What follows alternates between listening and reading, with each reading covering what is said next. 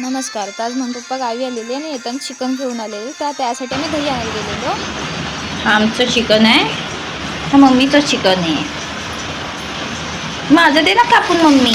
कापायचं तिथं नको बोललीस. पहिला माझं दे, पण छोटे छोटे पीस कर. आता बोलते जाडं जाडं हवे, आई बोलते जाडं जाडं. नाही, मी बोलली बारीक पाहिजे.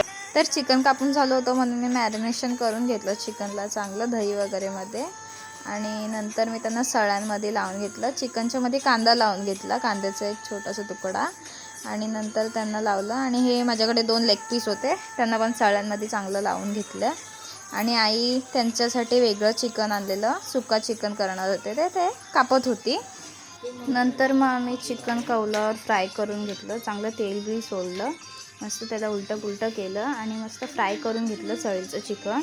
आणि नंतर त्याला आम्ही आगेवर जरा भाजून घेतलं, म्हणजे एक चांगली चव येईल म्हणून त्याला, आणि चांगलं चिकन शिजेल. आणि लास्टला लिंबू पिळायला गेलो तर लिंबूला रसच नव्हता, आमचा पचका झाला.